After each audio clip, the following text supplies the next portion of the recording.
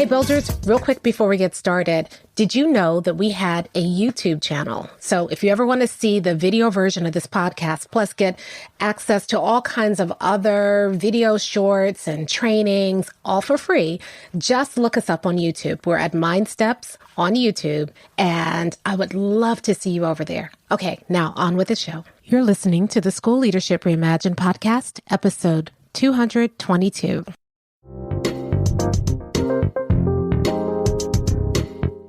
How do builders like us make a dramatic difference in the lives of our students in spite of all the obstacles we face?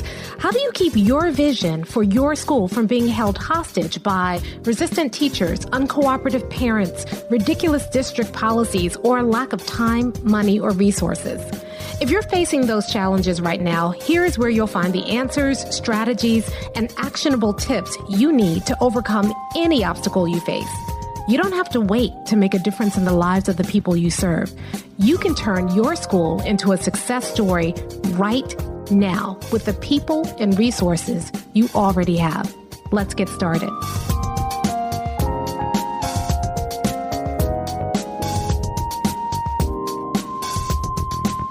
Hey builders, welcome to another episode of the School Leadership Reimagined podcast. I'm your host, Robin Jackson, and today we are going to talk about how builders do team building. So it's the beginning of the school year, and everywhere I look, people are looking for a great team building activity for people back to school or for that first faculty meeting. And you've heard me talk about team building activities before. So if you're a listener of this podcast, you know how that goes. And so today, instead of just kind of complaining about what people call team building, I want to kind of break down how builders build teams and talk about the difference, because I think it could help you as you're thinking about these first weeks of school and how you can start the year strong and build a solid team that you can rely on, that can last. One of the things that bothers me about a lot of team building activities is they wear off 5 minutes after you do them. But builders, when they're investing in team building, they are building something that they can rely on during the tough times. The things you do now should be things that allow you and your team to get through October and get through December when everybody's just tired and can't wait to get to winter break, and get through March when everybody's exhausted and they can't wait for spring break, and then spring break isn't long enough to help you get through May when the end of school year is happening and people are tired and cranky. If your team building doesn't do that, why are you wasting your time? So we're going to talk about that. But before we do, I just want you to know how excited I am about this new cohort of builders who have come into Buildership University. Now, Buildership University is closed. We're going to do one more intake this year, and that's going to be it. But this new cohort is extraordinary. People are so energized, so excited. We had a kickoff call last week, and it's just been really wonderful to see. And then I'm really proud of the builders who have been in BU for a while, because people are posting their big wins. People are talking about how they're starting this school year. And it just feels different because of everything that they've learned in BU, that this school year feels different. They're anticipating their wins. The amount of wins that are coming into BU right now for people who are seeing extraordinary gains in test scores, just the people who are seeing their culture shift, people who are talking about, we have people who said, I had the first laptop-free vacation in 7 years, where I just went on vacation. I didn't worry about it. Somebody else went on a 20-day vacation and didn't think about her school for 20 days because she just knew everything was straight. Like those kinds of wins, that's why we do this work. And so I just needed to spend a moment gushing about the kind of people who are in Buildership University, the wins that they are achieving on a daily basis. I love this work. I love working with the people inside of BU. So if you're listening and you're inside of Buildership University, just know how proud I am to be a part of a group of people who are so focused and so dedicated. And I love you guys. And I'm just really excited about the school year, the things you're going to be able to do this school year. Okay, gushing over. One other thing. You've heard me mention it before. I've talked about how occasionally, when there's time, I work with some people who are central office administrators one-on-one for a very targeted period of time to accomplish something very specific. And So I haven't, been working with folks this summer, haven't had really any openings, but going into the fall, we have 2 slots available. So let me tell you who this is for and how it works.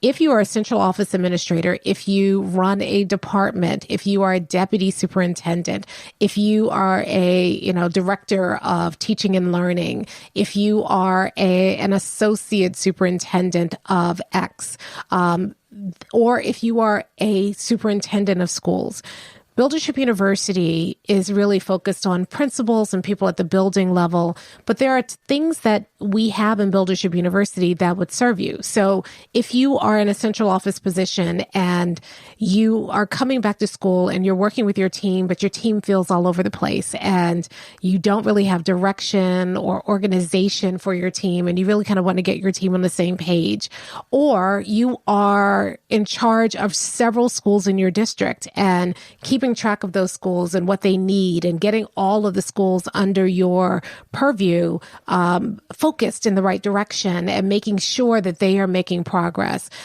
If you have a new team member or new set of team members and you need to properly onboard them so that you don't become the bottleneck in your department and your department can run more effective and efficiently. If you are a superintendent and you are running your district, but you don't have systems in place to really make your district effective and efficient, and you're going before the school board every single month and they're asking you questions and you're having a hard time answering them, and you really feel like you're always trying to figure things out, that you don't have all the information.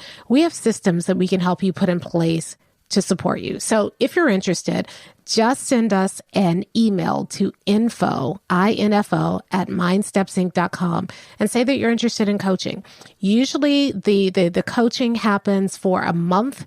We set a goal at the beginning of the month, and then by the end of the month, you have a system in place. You have something accomplished. You have a problem solved. So we have 2 slots available this fall. If you'd like one of those slots, just send us an email at info at mindstepsinc.com. Okay, let's jump in and talk about how builders do team building, because it's very different than the way other people do. So let's talk about how bosses and leaders do team building.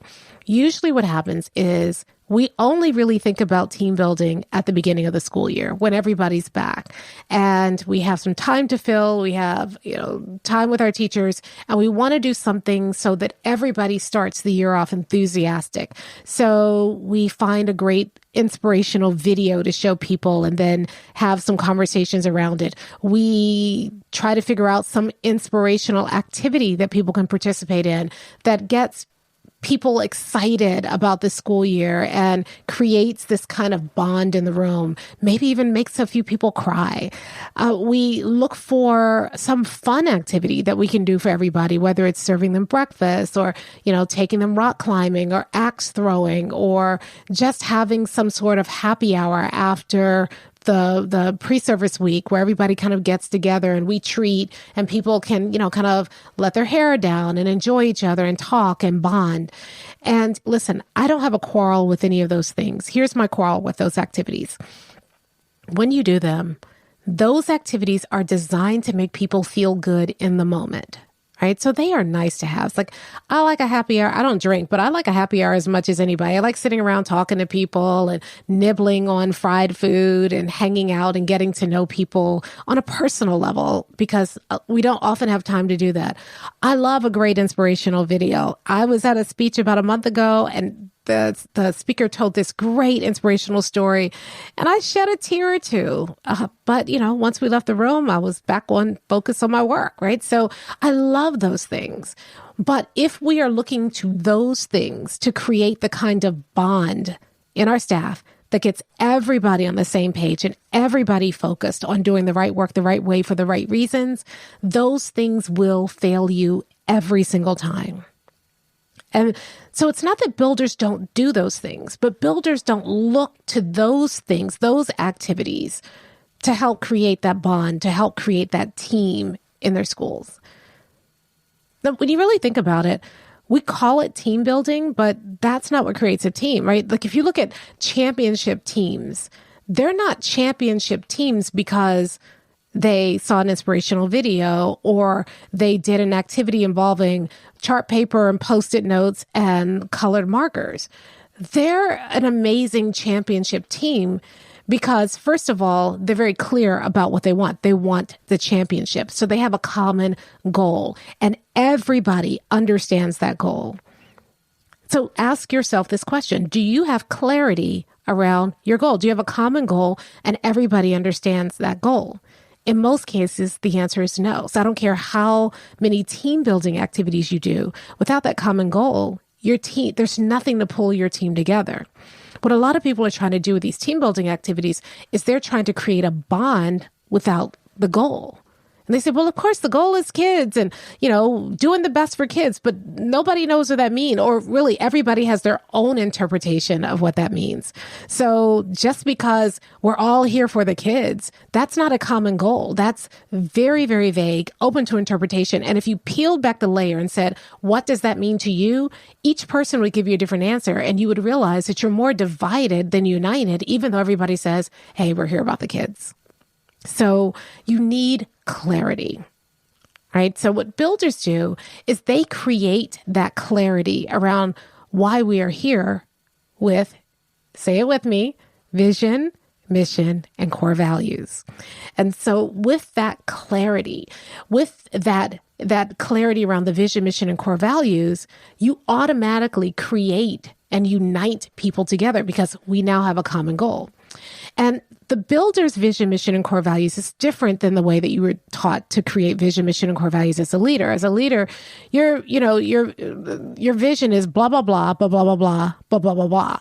And nobody knows it. It's not driving the work every single day. And then don't get me started on the mission statement, which is usually a restatement of the vision. It doesn't say anything new. It just says the vision over using different words.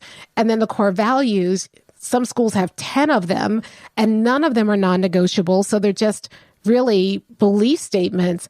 There's nothing there that's going to hold a diverse staff together. Builders have very clear vision, mission, and core values. Their vision, their mission, and their core values function as one sentence. So this is the way it works. Your vision answers the question, what are we building? Your mission answers the question, why it's important. Your core values answer the question, what's our role? What's the role that we must play in doing that? So when you create that, you create what turns into vision because mission, therefore core values. I'll say that again. Vision because mission, therefore core values. Let me give you an example. 100% of our students will successfully complete algebra by 8th grade because we exist to prepare students to be successful in college. Therefore, we're going to focus on individual students' needs, keep things very, very simple, and have each other's backs. Now, can anybody remember that? Of course. And if your whole team remembers that, you've created instant clarity and cohesion, and now your team is all focused on the same goal. Now, contrast that with, let's all watch a video that's an inspiring video about somebody giving a speech. Let's cry together. Let's bond over that video. And then when things get tough, I've forgotten what the video was about. And so I go and resort to what I always do when things get tough, which is lash out or hide or whatever it is I do when things get tough. And I can't rely on that team building activity. That's what happens when you create something and call it team building. You're not building a team. You're creating a moment. And that's great. I'm all for creating moments, but it's not building the team. Now, when you have a clear vision, mission, and core values, that's what builds the team. Because when times get tough and I'm not sure what to do and I'm stressed and I'm overwhelmed, I don't have to figure it out. As a team, we've already agreed on how we're going to respond. If I don't know what work to do, well, I just have to look at my vision and say, well, what work is going to get us to our vision? If I am losing my motivation, I don't have to look at another motivational video. I can just go back to our mission and say, oh, This is why we're doing this. If I am not sure how to act or what to do or how to behave, or even if I'm resolving conflict with another staff member or a family member or student, I can rely on and anchor in the core values. And so that's what helps your team stay on the same page. That's what builds your team's capacity to move forward. As you know, Brene Brown says, clarity is kind. And I've heard people recite it, but then we create these very vague and unclear vision, mission, core values, team building activities that don't create clarity. When you create that clarity in your team, then people can rely on that when times get tough. People can govern themselves accordingly when they have that clarity around vision, mission, and core values. And that's the first step to building the team. Now, I alluded to the second step, which is cohesion, right? Once you've gotten that groundwork laid and everybody understands what are we building, why it's important, and what's our role, the next step is how do we make sure that we are building the will and skill of our team so that people can actually embody and do the things that our vision, mission, and core values say that they should be doing. Because it's one thing to be clear, here's the goal, but you also have to make sure that you're building the muscle of your team, the will and the skill of your team to be able to do those things every single day. And so the second way that you can build your team, it's not one of these feel-good activities. The second way you build your team is you consistently practice the 4 disciplines of buildership: feedback, support, accountability, and culture. And every time you go into a classroom to give a teacher feedback, you need to be thinking about, how do I make this teacher a better team member? How do I help this teacher grow into what a champion team member looks like, acts like, does? When you're providing support, you're not just randomly giving people support. You're intentionally providing support that builds your team. When you are holding people accountable, you're not holding people accountable because they're getting on your nerves or because they're violating the rules. You're helping people be more accountable because that's what makes them a better team member. And then when you're addressing issues in your culture, you're not addressing issues in your culture because, oh, this is toxic, I can't stand it anymore. You're addressing issues in your culture because you're building your team. You're creating a space where the right behaviors become natural and the wrong behaviors become hard to do. They become unnatural. And when you do that, you build a true team. What we do with team building is we expect that the emotions or the fun or the activity is going to turn people into good team members.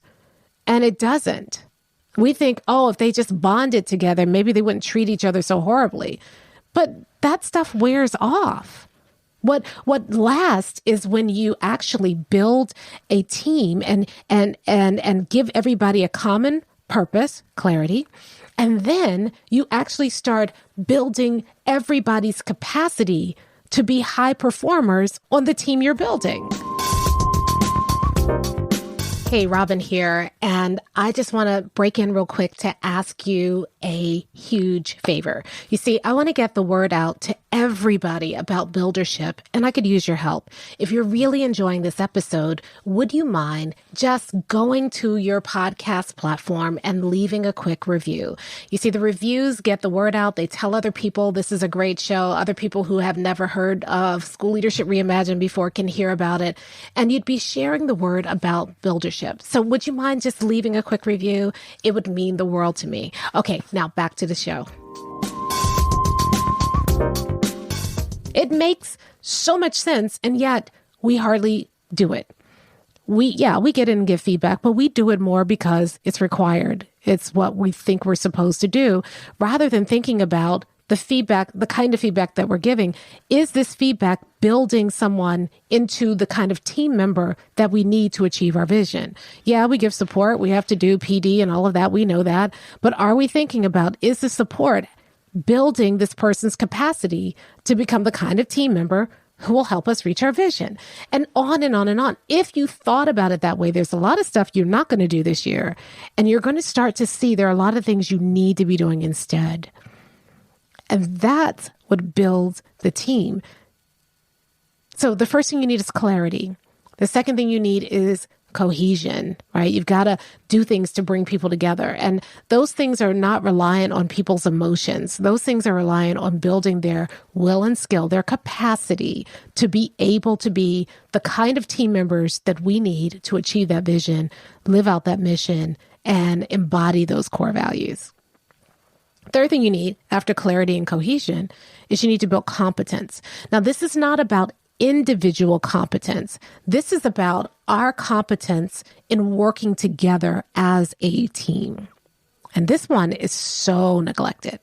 We think that if we have individual great players, that we'll all of a sudden magically have a great team. That's why people are always looking for that unicorn teacher, right? This teacher is going to be everything we need. But if you take that teacher and you throw that teacher into a toxic environment, I don't care how good that teacher is not going to be able to perform at their best. So we got to stop relying on individual personalities. Because even if we have the greatest teachers in the world, if they're not working together collectively towards that goal, then your team isn't going to get there. So what are you doing to increase people's ability to work together? So things like, how are you setting up your meetings? What's your communication architecture looking like? What things are you doing to help your school function well together? How are you making sure that your school is being more efficient in how you are moving towards your goals? So everybody's looking at data. I get it. But, I'm actually going to do a podcast on this in a few weeks because I'm really starting to rethink how we look at data. I think that a lot of people are like, oh, we're looking at data. We're making data-informed decisions. But I'm not sure we're looking at the right numbers. And I think that a lot of people don't even know what numbers to look at and how to think about those numbers. So yeah, we're looking at data and we're having these data meetings and data walls and all this stuff. But is the way that we are looking at data helping us move our organization closer to achieving our vision, mission, and core values? And if the answer is no, why are we doing it? So when I talk about you need competence as a team, I'm talking about asking yourself this question. Is the way that we work together getting us closer to our vision, mission, and core values or not? And if it's not, what do we need to do? What do we need to change in order to help us be more effective as a team in achieving our goals? So clarity, cohesion, competence, and then lastly, what are we doing to build our confidence? You see, one of the things that when I look at, and I'm not a big sports person, but when I look at sports teams that are championship teams, one of the things that they have is they have this grit, this tenacity, this belief that they will win. And a lot of times, that's the difference. I remember one of the best basketball games I've ever seen in my life. I was teaching in a high school, and our kids improbably made it to the state championship. Our team was not full of A players. As far as I know, none of those kids ever made it to the NBA. I'm not even sure how many of them actually got college scholarships. These were not elite players. What they had was a coach. And this coach built in them the tenacity to never give up. And they were playing in the state championship a better team. It was all in all better. We were just happy they got to the state championship, but secretly, none of us actually thought that they were going to win. And when you saw them walk onto the court that night, you would have never guessed they would win. They were shorter, they were less, athletic, and they were clearly playing a better team. But here's what they did. They refused to lose. That game went into 5 overtimes, and they just refused to lose. And the other team who could have beat them just got tired of the fact that this team refused to lose. And I think they just gave up in the 5th overtime. They were just like, you know what? We're just never going to beat them because they're just not going to lose. Now, That level of confidence is what it takes to get to 100%. Your staff has to believe it so much that they just refuse to lose. That when they hit a setback, it doesn't make them say, oh, see, I knew this was never going to work. Instead, they just say, all right, how do we overcome this? Is your team building that level of tenacity and grit and confidence in your staff? If it's not, what are you doing? What builders do is they're thinking all the time, how do we build that confidence? And maybe I need to do an episode on just that because it's so important. But I'll give you a taste of it now. Most of the time in schools, when we are sitting down and looking at things, we're always looking at our losses. We don't celebrate and unpack our wins and understand why we win. And even when we do win, we're just like, yay, and then we move on to the next challenge and problem. One of the biggest things you can do to build confidence is to actually focus on the wins as much as you focus on the losses. Now, I'm not telling you to be delusional, right? I'm not telling you to be like, oh, we're fine, we're winning, and, when there are serious problems. But we spend so much time unpacking our losses, trying to understand why did we do this, looking at the data to figure that out. Do we do that for our wins? Because if you did, you would find that there are some things that you are doing that you don't even know you're doing that are responsible for a large portion of your wins. And you really, instead of doing something new, should be doubling down on the thing that you know is already working. And whenever I'm working with a school, I realize that most schools do not spend time doing that. And as a result, they think they're always behind rather than realizing there are some things they do well.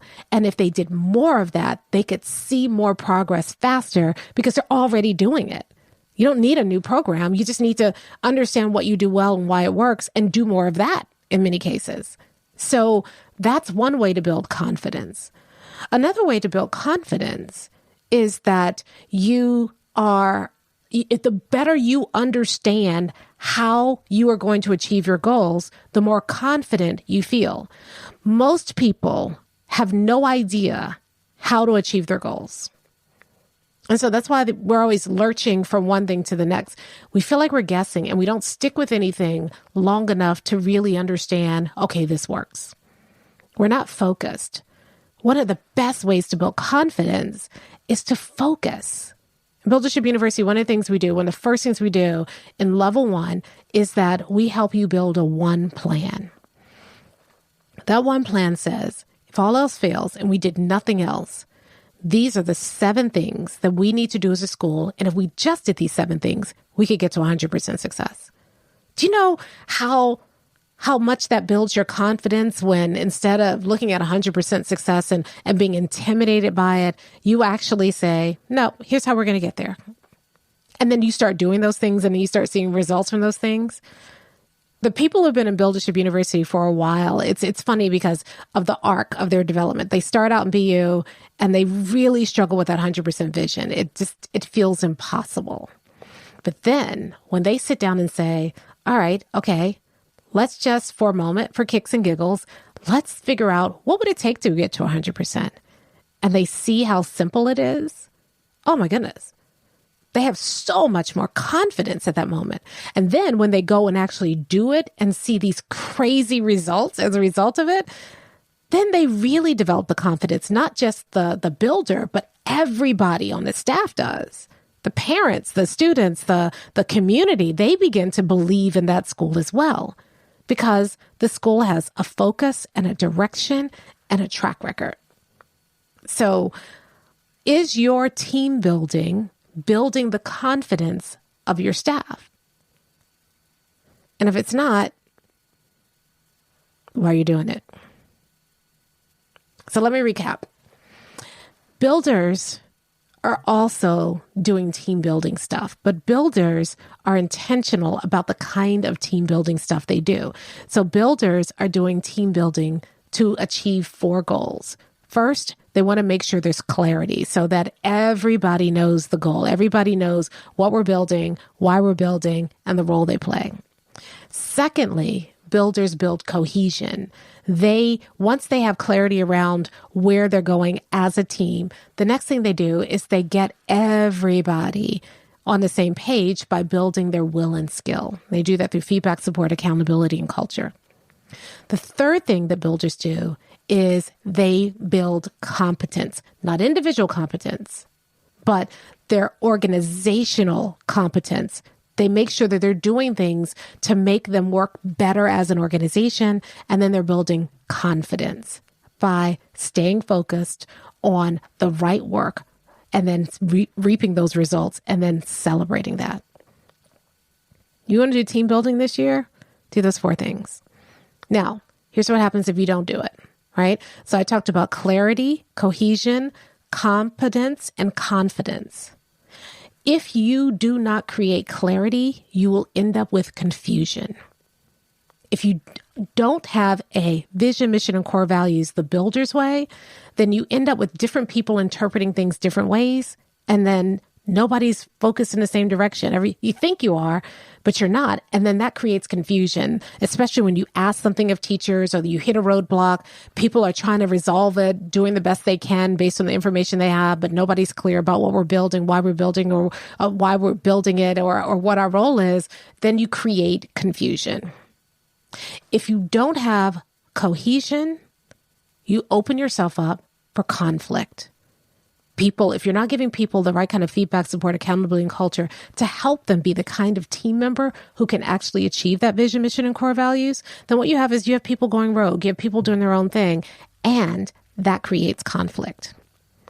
If you don't build competence in your organization, the best you're going to get is compliance, which means that you are going to be the bottleneck in your organization because everybody's looking to you. You're making all the decisions. You're responsible for everything. Nobody takes responsibility for it because you haven't built a kind of organizational competence where people can step up, where people can feel like they own the problem and own the solution. And so everybody just sits back and waits and lets you do it because they don't have the competence. You don't have the competence as an organization to solve your problems. And that's the opposite of team building. And finally, if you don't build confidence in your staff, then you end up with cynicism. Yeah, we tried that before. Yeah, last year we did that. It didn't work. And instead of feeling like, you know what, we're going to, no matter what, we cannot lose. We will keep trying until we get to 100%. You're going to have people who are just sitting back, rolling their eyes, sucking their teeth, crossing their arms, not doing the work because they don't really believe in you, in the vision, or in themselves. So I don't care what kind of team building you do this year. If your team building doesn't create clarity, cohesion, competence, and confidence, you're wasting your time. But if you can be a little bit more intentional, not just at the beginning of the year, but all year through, on building those 4 things in your staff, not only will you have these feel-good moments, not only will people bond, but you're actually going to build a high-performing team that refuses to lose, that gets better and better and better. A team that even if they are different, they are coming together for a common goal and they are working and giving their all to achieve it. If you really, really, really want that kind of team, then you need to stop focusing on the activities and focus on what the activities are going to create in your staff. That's how you build a team like a builder. I'll talk to you next time.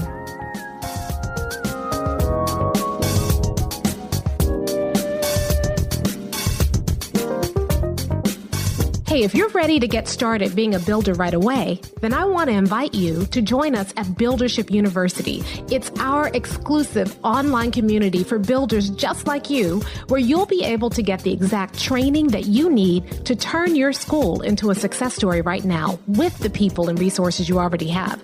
Inside, you'll find our best online courses, live trainings with me, tons of resources, templates, and exemplars, and monthly live office hours with me, where you can ask me anything and get my help on whatever challenge you're facing right now.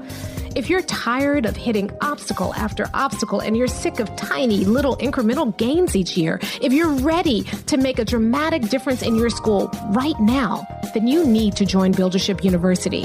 Just go to buildershipuniversity.com and get started writing your school success story today.